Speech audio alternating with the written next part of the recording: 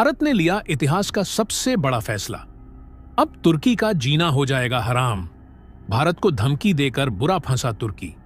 भारत ने लगाया ऐसा लगाम कि तुर्की की बजी बैंड। भारत ने ऐसी स्ट्रैटेजी बनाई कि तुर्की भारत के सामने झुकने पर हो गया मजबूर। भारत ने छीनी ऐसी डिफेंस पावर कि अब घुट घुट कर दम तोड़ेगा पूरा तुर्की।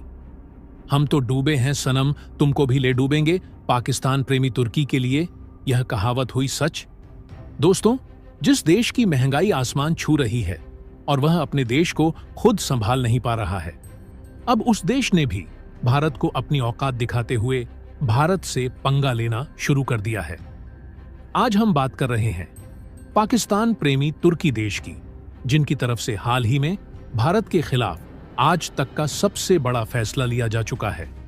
और हाल ही में खबर निकल कर आ रही है कि तुर्की की तरफ से भारत के लिए डिफेंस हथियारों का जो एक्सपोर्ट है उस पर पूरी तरह से रिस्ट्रिक्शन लगा दिया गया है और उनकी तरफ से भारत को ब्लैक लिस्ट में डाल दिया गया है।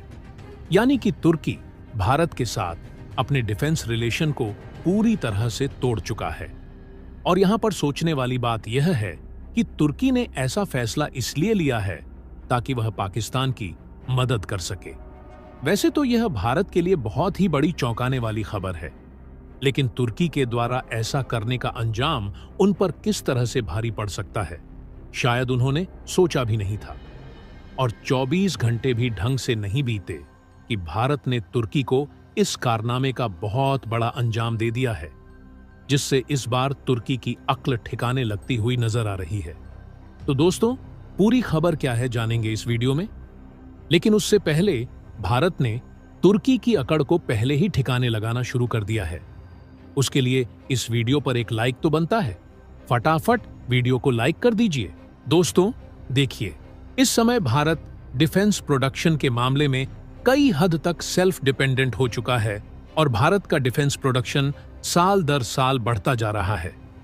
लेकिन कई ऐसे डिफेंस और मिलिट्री हथियार हैं जिनके लिए भारत अलग अलग देशों पर डिपेंडेंट है, जिसमें से भारत के द्वारा रूस, फ्रांस, अमेरिका, इजरायल के साथ साथ तुर्की जैसे देशों से अलग अलग डिफेंस और मिलिट्री हथियार खरीदे जाते हैं।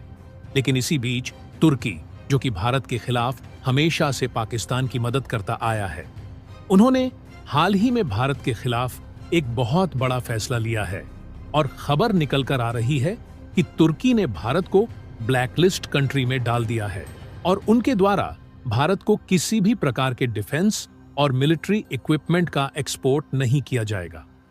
और तुर्की ने हमेशा के लिए भारत को मिलिट्री और डिफेंस इक्विपमेंट एक्सपोर्ट करने के लिए पूरी तरह से बैन लगा दिया है।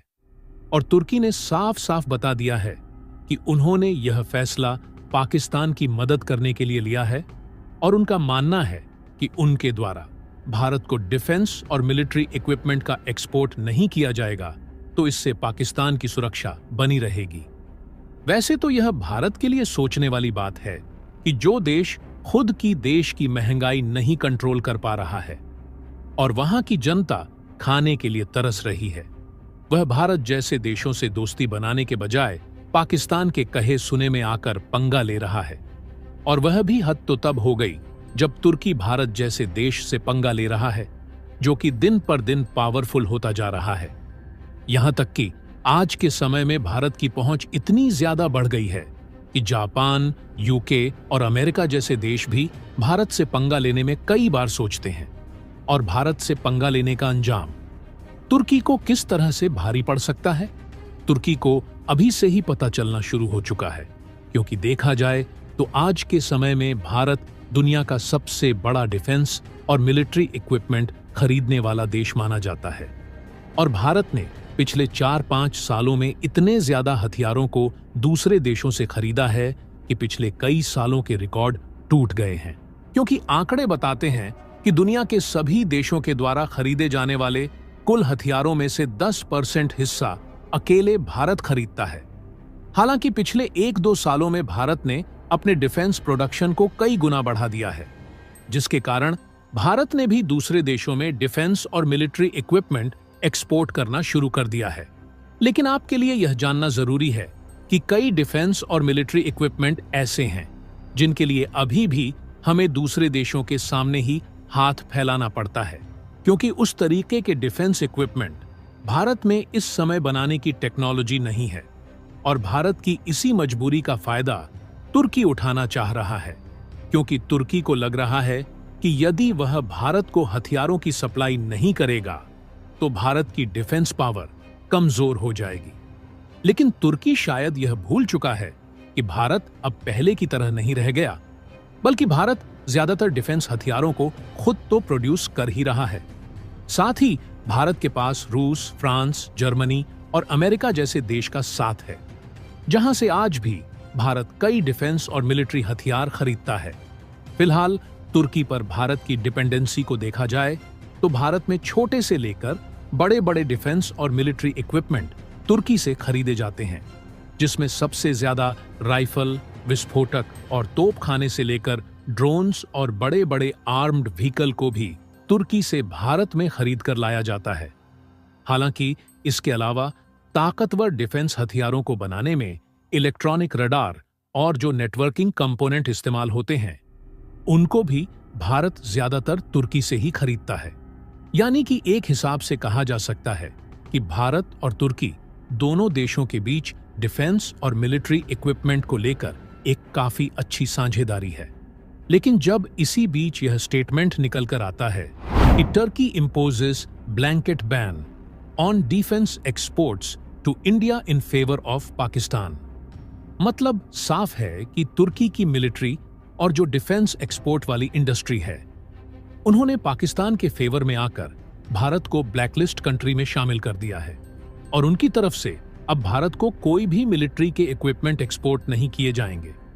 यहां तक इन्होंने खुलकर यह बता दिया है कि भारत दुनिया के टॉप 5 डिफेंस इंपोर्टर कंट्री में आता है और भारत की मार्केट इतनी बड़ी है कि हर साल लगभग $100 बिलियन से भी ज्यादा के डिफेंस प्रोडक्ट इंपोर्ट किए जाते हैं। लेकिन उसके बावजूद भी इनकी फ्रेंडशिप पाकिस्तान के साथ काफी ज्यादा है। इसलिए पाकिस्तान के दुश्मन देश भारत को डिफेंस एक्सपोर्ट के लिए ब्लैकलिस्ट कंट्री में शामिल कर दिए हैं।